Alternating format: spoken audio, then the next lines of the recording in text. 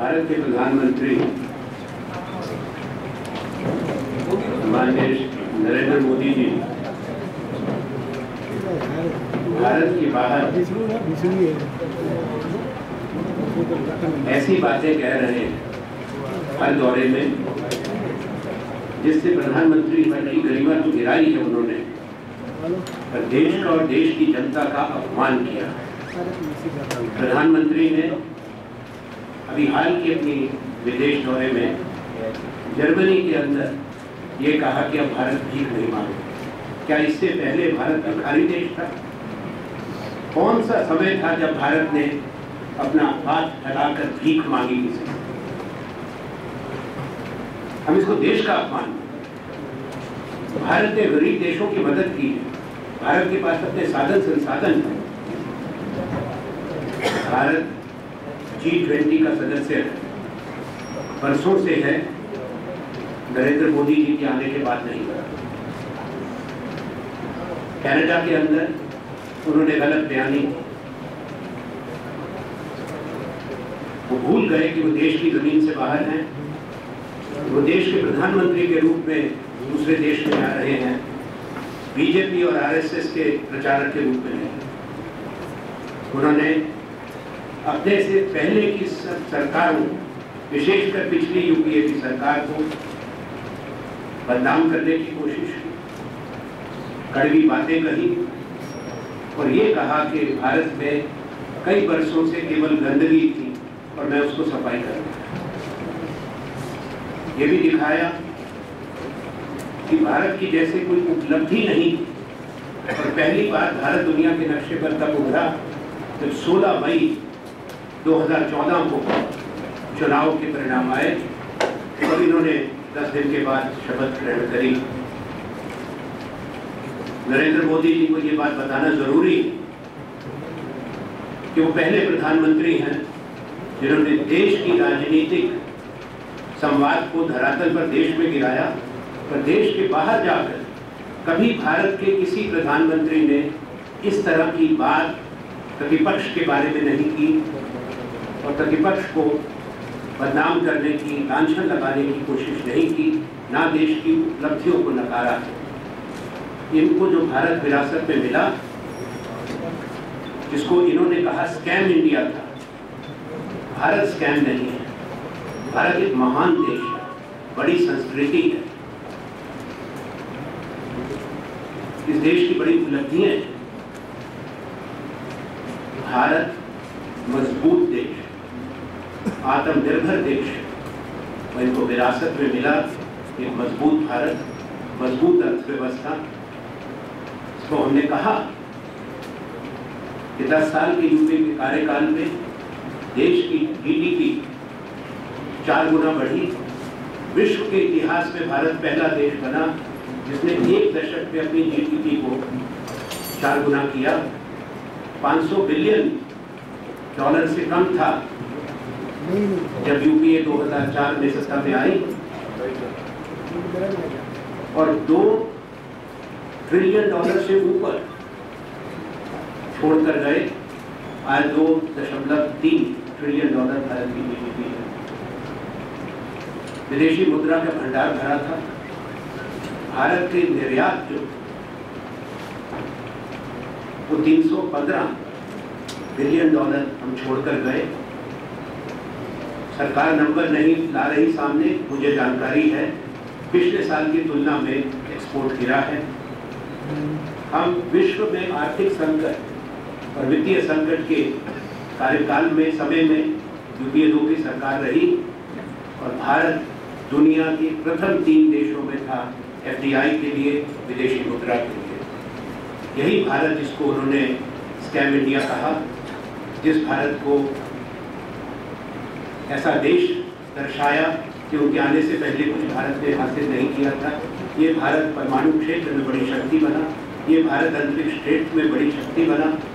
इसी भारत ने सन 2006 में पहला देश बनने का गौरव प्राप्त हुआ जब 1000 सेकंड के अंदर 10 सैटेलाइट, इसमें नानो सैटेलाइट्स भी थे, बड़े सैटेलाइट्स भी थे, 10 अलग ऑर्बिट्स में थे। भारत पहला देश बना। भारत चांद पर पहुंच चुका था 2008 में। भारत मंगल की तरफ अपनी यात्रा शुरू कर चुका था, जिसको ये अपनी उपलब्धि मानते हैं। पर आप लोग जानते हैं कि उसको बनाने में, निर्माण में वर्षों लगे थे। इससे स्पष्ट प्रतीत होता है कि बीमार मानसिकता से ग्रस्त हैं भारत के प्रधानमंत्री। इन्होंने परंपरा को तोड़ दिया है। देश के बाहर जाकर इन्होंने ये बात करी। हमने आज तक संयम रखा, कल पिछले कल तक। ये सब बातें सुनने के बाद जवाहरलाल नेहरू से लेकर डॉक्टर मनमोहन सिंह, भारत का सौभाग्य रहा कि किसी प्रधानमंत्री ने शालीनता को त्यागा नहीं और पद की गरिमा को तोड़ा नहीं। ये श्रेय नरेंद्र मोदी जी को और बीजेपी को जाता है, इन्होंने वो परंपरा तोड़ी। हमको एक चीज और कहनी है, क्योंकि अब आपने पहल करी है, बार बार करी है, एक बार नहीं हर दौरे पर आपने करी है। प्रधानमंत्री जी सुन लें, अब जहां जाएंगे इस तरह की बात करने की आदि है।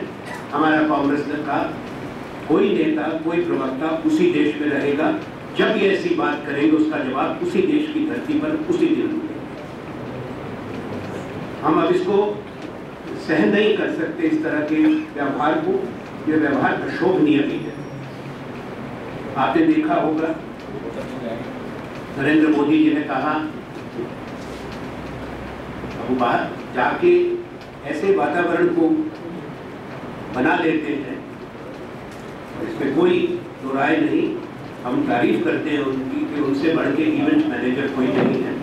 उनको कोई पब्लिसिटी एजेंसी की जरूरत नहीं, वो स्वयं ही कर लेते हैं। पर भाषण देते हुए उनके साथ कनाडा के प्रधानमंत्री श्री हार्पर थे, उनकी पत्नी थी। जब उन्होंने कहा कि 42 साल के बाद मैं पहला प्रधानमंत्री आया हूँ, 42 साल लग गए, कोई नहीं आया यहाँ पर, मैं 10 महीने में आ गया। देश के प्रधानमंत्री को ऐसी बात नहीं करनी चाहिए जिससे जगहसाई हो और देश को भी उसमें शर्मिंदगी उठानी पड़े। 2005 तो हमें तो अमेरिका की यात्रा रही थी सफल, मैं उसका जिक्र करूंगा डॉक्टर मनमोहन सिंह जी की, जिन्होंने, हाँ मैं बताऊंगा, इसको पहला जो हमारे प्रधानमंत्री गए और आखिरी डॉक्टर मनमोहन सिंह जी को मैं अभी अमेरिका के संबंध में कह रहा हूँ, जिन्होंने अमेरिका की कांग्रेस को ज्वाइंट सेशन को एड्रेस किया। ये कहते हैं कि सबसे ज्यादा गर्मजोशी से इनका स्वागत किया जाता है, इनको वो सम्मान नहीं दिया। 2010 जून में कनाडा के प्रधानमंत्री श्री स्टीफन हार्पर के निमंत्रण पर डॉक्टर मनमोहन सिंह जी कनाडा गए 3 दिन के दौरे पर। ये राजकीय यात्रा थी। उस यात्रा का घोषणा पत्र है, जॉइंट स्टेटमेंट है, जिसमें ये वही प्रधानमंत्री हैं स्टीफन हार्पर जो आज हैं। आप देख लें इसको, हम इसको जारी करेंगे। जो देश का प्रधानमंत्री की बड़ी बात, कनाडा के प्रधानमंत्री की मौजूदगी के अंदर पूरी दुनिया ने सुना, देश ने सुना, ये कहते हैं कि मैं 42 साल के बाद आया हूँ। ये बहुत चिंता की बात है कि उनका खुमार इतना बढ़ गया चुनाव की जीत के बाद, वो नकारते जा रहे हैं कि इनसे पहले प्रधानमंत्री पद पर लोग थे और वो भी यात्रा करते। ये अलग बात है कि किसी ने अपने लिए चीयर लीडर्स को 2010 जून में 2010 I'll give you the exact date। कौन से शहर में? कहाँ गए थे सर? कहाँ? कौन से शहर में? Listen, I'm coming and I'll answer the questions. 2010 it was a. Let me tell you. Yes, it was. The statement reads as such: joint statement by Canada and India on the occasion of the visit to Canada of Dr. Manmohan Singh, Prime Minister of India. It was not only G20, it was a 3-day visit, it also was converted into a bilateral state visit. the Prime Minister of India, Dr. Manmohan Singh, visited Canada from June 26 to 28 at the invitation of the Prime Minister of Canada. During his visit, Prime Minister also attended the G20 summit. But this is the bilateral joint statement. There was a bilateral commitment, there was a statement. Otherwise, it would have been a G20 declaration. It cannot be a joint declaration between the two Prime Ministers when there are 20 heads of states present. Please understand. It cannot be with one, it has to be with all the 20. That's what I understand the G20 summits, and I understand about the bilateral joint declaration. Now, the BJP apologists may disagree, but the truth and the facts cannot be contradicted. As I have said, Prime Minister has portrayed India in poor light. The first Prime Minister who has got now the dubious distinction of belittling the predecessors, maligning the opposition, projecting India as a country which was begging before and now will stop begging. That was in Germany. Saying in Canada that it was a scam India. We would like to remind him it was a strong India, a vibrant India, which he inherited, and I have given the details of that. A strong economy of over $2.1 trillion with adequate foreign exchange reserves, booming exports, and the country being one of the most favored destinations for the foreign investors. A country which earned global respect because of its accomplishments in space, nuclear science, and high technology manufacturing. Prime Minister has also talked about the nuclear agreement. This joint statement of 2010 between Prime Minister Stephen Harper and Dr. Manmohan Singh has 2 paragraphs on the nuclear agreement. The nuclear agreement, as you know, the talks started in 2005 when then Prime Minister Dr. Manmohan Singh had gone to Washington on a state visit, and it was concluded in 2008, and the BJP had opposed the Indo-US nuclear agreement. BJP leaders, including the 2 leaders in opposition, in Lok Sabha and Rajya Sabha, Sushma Swaraj and Shri Arun Jaitley, are on record that that was anti-India. The exact words was that Dr. Manmohan Singh, our government, had mortgaged India's interests. Now they accept what we did was serving the supreme national interest. Now he is saying that everything was right. He owes multiple apologies to the country for the conduct that he has demonstrated, his utterances, his belittling the achievements of the great country, and also breaking the well-established convention, time-honored convention, not to take domestic politics propaganda here, unless and until he has intention of seeking elections outside. There is no reason. Those countries are sovereign nations. They have their own leaders who address public meetings. They don't have to import leaders to campaign there.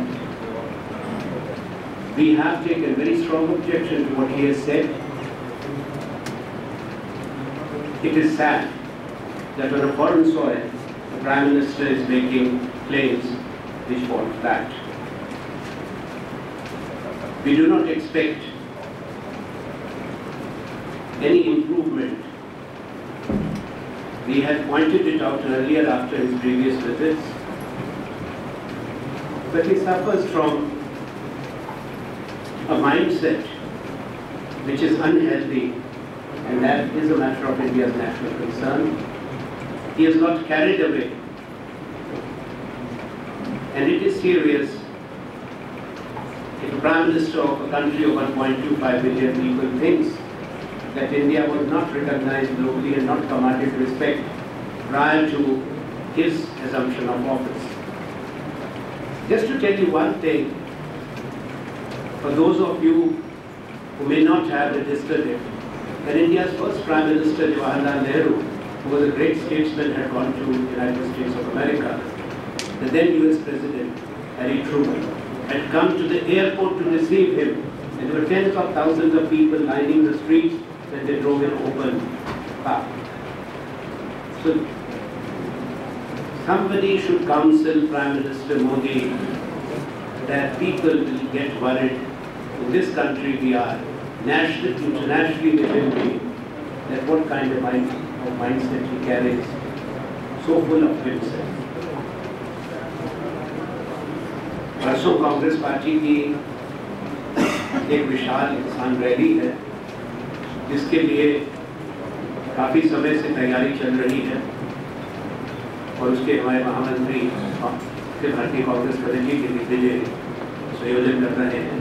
तमाम प्रदेश अध्यक्ष, पूर्व मुख्यमंत्री, मंत्री इसमें जुटे हैं और कांग्रेस की ये रैली मोदी सरकार किसान विरोधी गरीब विरोधी नीति के खिलाफ है। ये सरकार अकारण अध्यादेश के माध्यम से किसानों के लिए परेशानी पैदा कर रही है। जो पहला कानून बना था उसके पीछे राष्ट्रीय सहमति है, नेशनल कंसेंसस है। उस कंसेंसस में बीजेपी भागीदार है। 2013 का land acquisition rehabilitation resettlement act में बीजेपी की तरफ से कई संशोधन आए थे। वो संशोधन स्वीकार किए गए, सहमति पूरी हुई, कानून बना। अब जो वो कर रहे हैं गलत कर रहे हैं। वो गुमराह ये कहकर करते हैं कि हम इसमें सुधार ला रहे हैं। कांग्रेस की मान्यता है कि कोई भी संशोधन और सुधार की जरूरत नहीं थी। जब राष्ट्रीय सहमति से कोई कानून बना हो और खाद्य सुरक्षा एक तरफ जो आश्वस्त करना आवश्यक है तो उस कानून के माध्यम से हुआ, और दूसरा किसान के हित। जो बीजेपी की तरफ से कहा जा रहा है, वित्त मंत्री ने कहा है, आप कानून उठाकर पढ़ लें। इंडस्ट्रियल कॉरिडोर्स का उसमें प्रावधान है। देश की सुरक्षा के लिए भूमि का अधिग्रहण करने का प्रावधान है। सिंचाई की परियोजनाओं के लिए भूमि अधिग्रहण का प्रावधान है। So the claim of this government that they will not be able to acquire land for industrial corridors, for infrastructure projects, for nuclear and defense establishments, for irrigation is wrong. I was a minister in the government and a minister responsible directly for taking decisions with regard to industrial corridors. And we have insisted, and these were included in the definition of the public purpose. You can read that act. Therefore, our opposition to what is happening is a principled opposition. This government and this Prime Minister stands also for crony capitalism.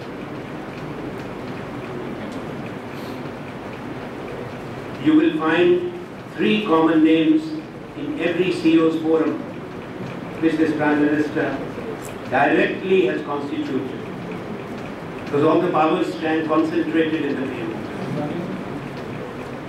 Yes, and Mr. Adani, in any case, means on one hand you have the mounting NPAs of the banks,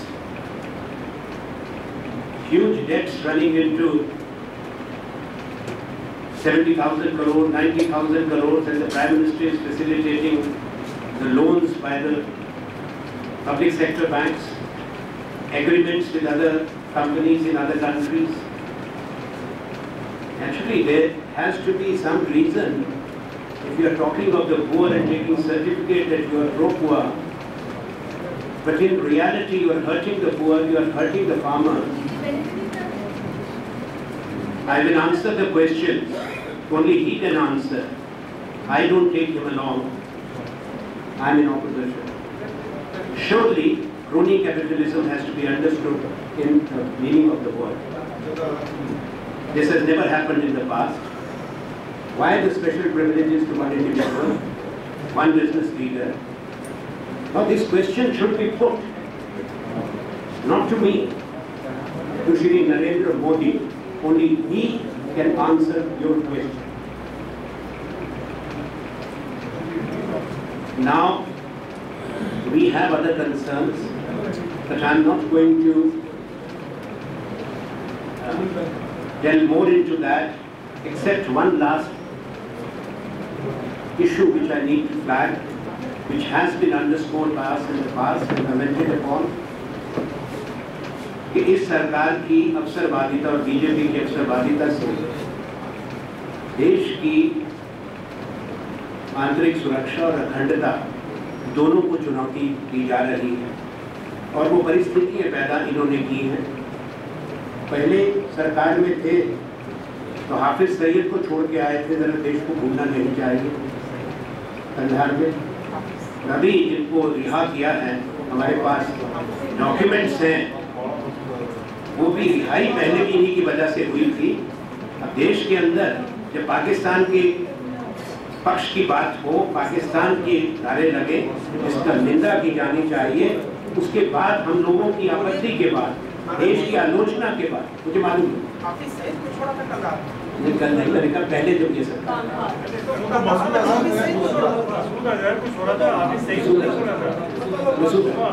ठीक है, नाम other नहीं, ठीक है, शक्ति आपने याद करा। तो आज बीजेपी को इन सब बातों का जवाब देना है। तो अंत में मुझे एक चीज कहनी है कि 11 महीने हो गए, अच्छे दिन की इंतजार है, 11 महीने का लेखा जोखा देने का समय है। पिछले चुनाव में जो कांग्रेस पार्टी और यूपीए के बारे में कहते थे, उसको बोलना बंद करें। प्रधानमंत्री जरा ये बताएं कि उनके वायदे कहाँ गए, अपनी वायदा खिलाफी की जवाबदेही दें, और देश की जनता को जो उन्होंने धोखा दिया है उसके लिए माफी।